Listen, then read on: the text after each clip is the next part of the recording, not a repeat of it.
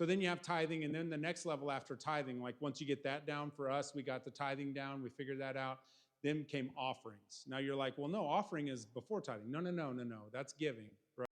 Offerings are above, because when they built the temple and the storehouse, he said, bring your offerings to build the temple over here. And you know what? He didn't negate their tithe that month. Crazy enough, right?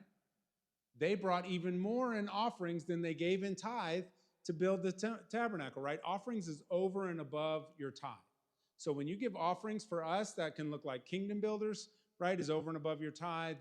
We give to missionaries so much. Our little budget item in our budget for tithing just keeps growing. Our giving keeps growing, right? But we have this budget item where we want to give to missionaries. And so I heard a man one time, because I was challenged to give to missionaries. That wasn't part of it. I was doing good to tithe, and I was being generous, and God was opening things up in my life, and it was great. And so I go to this class, and this guy's talking about missionaries, and he says that him and his wife have given every year, increased their missions giving for their entire marriage over 30 years.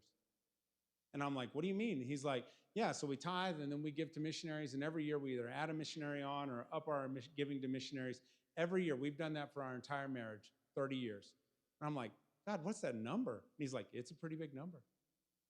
He says, but God has been faithful to supply, because our heart was to give to missionaries, and God has just continued to give to us in order to give to missionaries. He says, and we're going to do it next year. So Stephanie and we started. I came back and I said, how do we give to missionaries? And let's increase it every year. So every year we get together at this time of year before January, we'll have a meeting and we'll be like, this is how much we're giving to missionaries. Where do you want to increase it? Because I'm trying to be, if he can do it for him, he can do it for me. That's what I believe, right?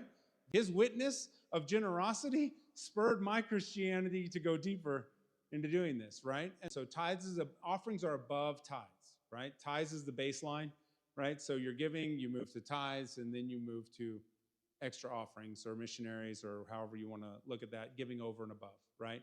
And those are the things that we get to do. And then the last step is, once you get that step down, then you move into what's called authentic generosity. And authentic generosity means that whenever you see a need, you just do it, right?